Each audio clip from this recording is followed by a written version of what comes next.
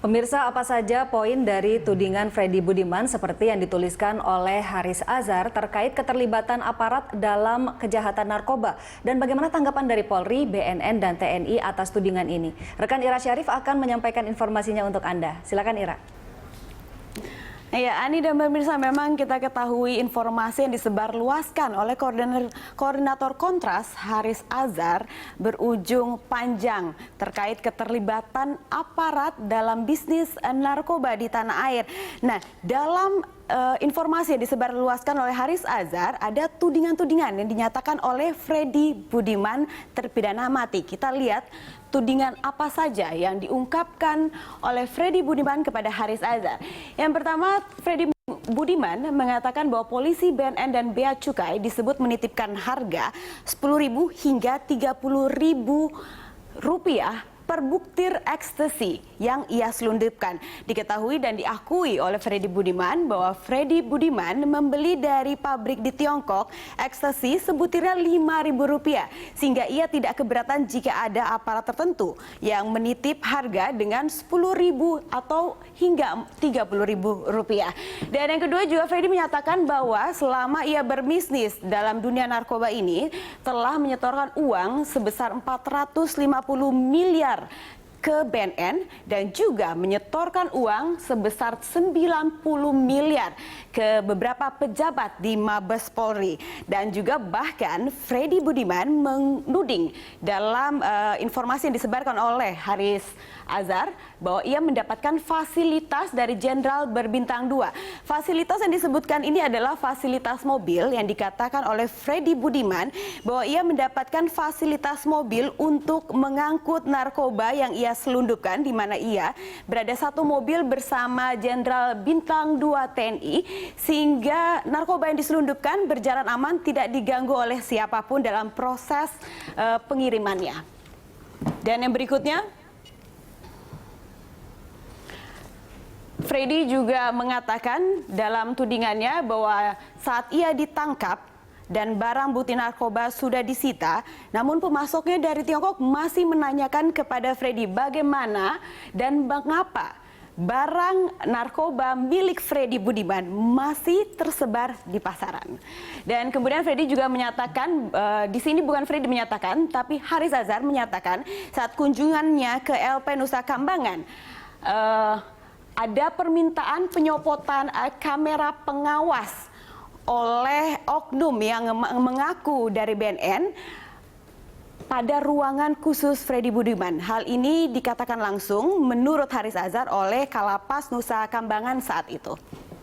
Dan kemudian Freddy juga menuding bahwa ia pernah dilepas dari penjara, kemudian ditangkap kembali, dan Freddy mengatakan saat itu dia ditawari untuk kabur dari penjara. Dan ia sempat menolak untuk dilepaskan atau kabur dari penjara karena mengatakan bahwa ia bisa tetap mengurus bisnis narkobanya langsung dari dalam sel penjara. Dan yang terakhir di sini, Freddy juga mengatakan bahwa nama-nama pejabat yang terkait dengan narkoba telah dia ungkapkan dalam pledoinya. Nah, itu adalah tudingan-tudingan beberapa poin yang diungkapkan oleh Freddy Budiman terpidana mati kepada Haris Azhar, koordinator Kontras. Nah, sekarang kita akan masuk pada tanggapan Polri, TNI, dan BNN terkait dengan tudingan yang disampaikan oleh Freddy Budiman. Yang pertama, ini ada dikatakan seperti yang diungkapkan dalam perbincangan sebelumnya, Ani, bahwa Propam Mabes Polri masih melakukan penyelidikan saat ini. Kemudian Polri juga menilai bahwa informasi yang diungkapkan oleh Haris Azhar minim data, prematur, dan sulit dibuktikan, mengingat Freddy Budiman sendiri telah dieksekusi saat ini. Dan berikutnya juga TNI akan memproses hukum perwira TNI jika identitasnya jelas. Hal ini terkait yang dikatakan Freddy Budiman dalam tudingannya, yang mengatakan bahwa diberikan fasilitas mobil dalam menyelundupkan narkobanya. Kemudian ini dari BNN yang mengungkapkan juga akan menyelidiki dugaan keterlibatan anggotanya, karena nama BNN juga tersebut dikatakan bahwa ada anggota BNN yang mengaku meminta pencopotan CCTV dalam ruangan Freddy Budiman. Dan berikutnya di sini mantan seperti yang diungkapkan tadi, pencopotan CCTV dalam ruangan Freddy Budiman diakui langsung oleh mantan Kalapas Nusa Kambangan Sitinjak. Dan BNN serta Mabes Polri saat ini masih memeriksa anggotanya pernah menangani Freddy karena kita ketahui beberapa oknum aparat dan institusi terlibat sehingga pihak-pihak yang disebutkan masih dilakukan penyelidikan yang langsung saat itu menangani Freddy Budiman sebelum dieksekusi. Ya, Ani dan pemirsa, itu adalah beberapa poin tudingan dan juga tanggapan dari institusi-institusi yang terlibat terkait cerita atau tudingan dari Freddy Budiman. Nah, pertanyaannya adalah apakah tudingan Freddy Budiman ini merupakan suatu pintu atau jalan untuk membuka keterlibatan aparat penegak hukum di bisnis narkoba Indonesia, atau justru mungkin ini hanya usaha terakhir dari seorang terpidana mati, Freddy Budiman. Ya, kembali ke Anda, Ani. Baik Ira, terima kasih banyak atas pemaparan Anda. Kita kembali ke Pak Martin. Ini yang diharapkan oleh banyak pihak sebetulnya bahwa katakanlah apa yang diungkapkan di media sosial ini menjadi pintu masuk gitu untuk melakukan pembersihan perang besar terhadap narkoba. Karena memang harus diakui ada track record bahwa memang ada aparat yang terlibat dalam kasus-kasus narkoba begitu, karena ini yang bisa dijadikan pintu masuk begitu. Apakah memang ini yang dilakukan oleh Polri? Ya, komitmen Polri itu kan jelas untuk pemberantasan narkoba, penyalahgunaan, apalagi peredaran di lingkungan Polri ya. Setiap akhir tahun kita merilis kasus-kasus narkoba yang menonjol yang kita ungkap, dan kita merilis dengan segala keprihatinan kita tangkapan-tangkapan dari daerah-daerah terkait dengan anggota-anggota Polri. Bahkan yang belakangan kita ketahui ada di Sumut ya, yang menjadi katakanlah calo untuk satu pengurusan kasus. Ini menjadi bagian dari komitmen kita untuk mengatakan bahwa harus bersih kita di lingkungan Polri. Walau kita sudah capek-capek mendidik anggota Polri, kemudian negara membiayai untuk pendidikannya, dan ternyata dalam pelaksanaan pekerjaannya dia terpengaruh dan sebagainya, dia harus dipecat dengan tidak hormat. Nah, ini adalah komitmen. Kemudian terkait dengan informasi-informasi yang ada, tentu kita sangat berharap apabila seperti informasi yang Saudara Haris Azhar misalnya, kemudian dilengkapi sebagaimana informasi yang dia sampaikan, dilengkapi, tentu akan kita tindak lanjutin. Tapi jangan sampai apa yang dikatakan itu tidak sesuai. Contoh misalnya ya, Saudara Haris Azhar mengatakan ada di pledoi, tetapi ternyata kita komunikasikan dan kita lakukan penelusuran, tidak ada di pledoi. Nah, ini kan hal-hal yang memang membuat masyarakat memiliki persepsi tersendiri. Persepsi-persepsi terhadap informasi-informasi ini kan nanti akan menjadi satu kebenaran. Oleh karenanya kan kita penting untuk bisa memberikan pembelajaran kepada masyarakat bahwa kalau memang kita salah, kita komit untuk melakukan penegakan hukum. Tetapi kalau tidak, tentu yang memberikan informasi harus berdasar fakta lah, jangan bahasa kita jangan ngarang-ngarang lah seperti itu. Iya, tapi yang ditakutkan juga adalah masyarakat mendapat pesan yang salah. Masyarakat jadi takut untuk melaporkan tindakan kejahatan gitu, karena nanti takutnya malah bumerang kepada diri mereka. Sebenarnya tidak. Kita kan sudah memiliki mekanisme untuk penyampaian informasi dari masyarakat. Kita ada layanan pengaduan terhadap layanan publik yang kita lakukan apabila ada terjadi penyalahgunaan, termasuk praktek-praktek penyalahgunaan jabatan, wewenang, itu kita sudah punya mekanisme melalui Propam. Bisa datang hadir, kemudian informasi-informasi juga bisa ada hotline-nya, seperti misalnya juga pelayanan waktu kegiatan operasi Ramadhania, kita memiliki layanan-layanan informasi. Nah, ini tinggal ditelusurin, artinya tinggal diikutin saja mekanisme ini. Seperti itu. Jadi sebetulnya pintu-pintunya ada begitu ya Pak ya. Dan untuk itu. Mereka yang menjadi saksi atas kejahatan barangkali juga ada perlindungan bagi mereka. Ya, itu penting bagi kita untuk melindungi mereka yang menjadi whistleblower ya. Tentu itu menjadi concern kita juga untuk melindungi mereka yang menginformasikan ada tindak penyalahgunaan di lingkungan Polri. Baik, kita akan lanjutkan pembicaraan ini. Kita sudah terhubung dengan Bapak Benny Mamoto. Selamat malam Pak Benny Mamoto. Selamat malam. Ya Pak Benny Mamoto, Anda sebagai mantan Deputi Penindakan BNN ya Pak ya. Iya. Anda melihat pengakuan yang disampaikan Haris Azhar di media sosial yang diakui didengar dari Freddy Budiman. Ini seperti apa Pak? Iya, jadi pertama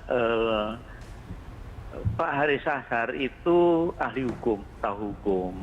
Tentunya sebelum mempublish sesuatu kan sudah bisa menilai sendiri layakkah info ini disebarkan ke publik karena ada konsekuensi hukum.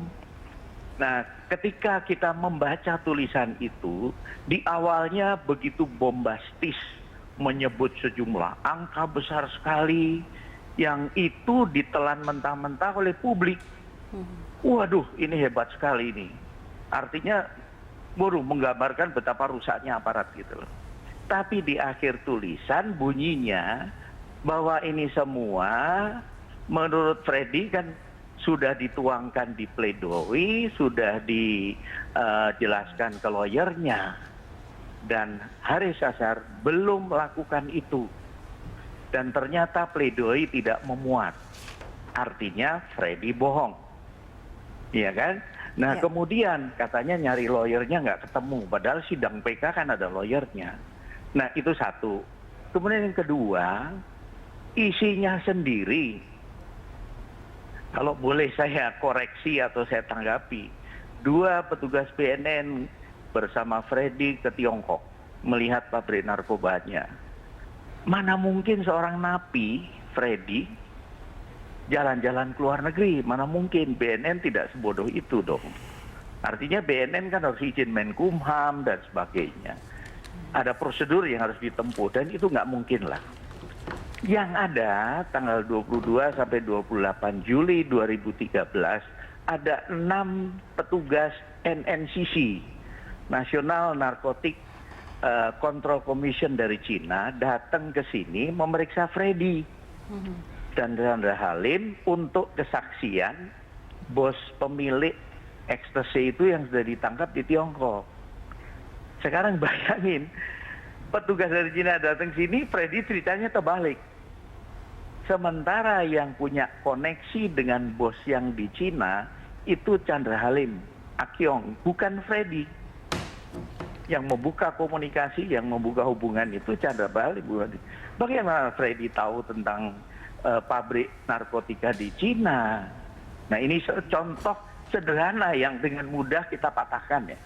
Artinya Pak Benny, Anda melihat banyak kejanggalan dan hal-hal yang tidak masuk akal dari apa yang dituliskan oleh Haris Azhar di sana. Iya, artinya begini, harusnya ekstra hati-hati. Kita punya kemerdekaan mengemukakan pendapat, tapi harus bertanggung jawab. Ketika semua orang boleh mengungkapkan pendapatnya seenaknya sendiri, tidak mempertimbangkan norma-norma hukum yang berlaku, tidak bertanggung jawab, maka rusak tatanan yang ada. Sekali lagi, yang saya sesalkan adalah harusnya kan konfirmasi dulu pledoi. Nggak ada isinya. Harusnya sudah curiga. Kemudian lagi, saya senang sekali setelah membaca koran bagaimana jawaban Johan Budi. Senang sekali dalam rangka apa? Dalam konteks apa? Kemarin-kemarin disudutkan Pak Johan Budi. Bahkan Presiden disudutkan. Seolah-olah Presiden tidak peduli dengan informasi itu. Johan Budi mengatakan betul ditelepon Haris Azhar tentang informasi itu. Tetapi Johan Budi mengatakan dia minta kronologis. Karena informasi yang akan disampaikan ke Presiden itu harus akurat, ya. Kemudian akuntabel, dia sudah cross-check kemana-mana, baru ke Presiden. Artinya kalau laporan yang hanya begitu saja belum teruji ke Presiden, namanya kita nggak profesional. Nah dengan jawaban Johan Budi seperti itu, janganlah kita kemudian menyalahkan Johan Budi, menyalahkan Presiden. Itu saya senang karena clear, masalahnya menjadi clear dalam konteks Pak Johan Budi. Nah, ini tentunya kan harusnya disampaikan oleh Pak Haris Azhar di forum terbuka.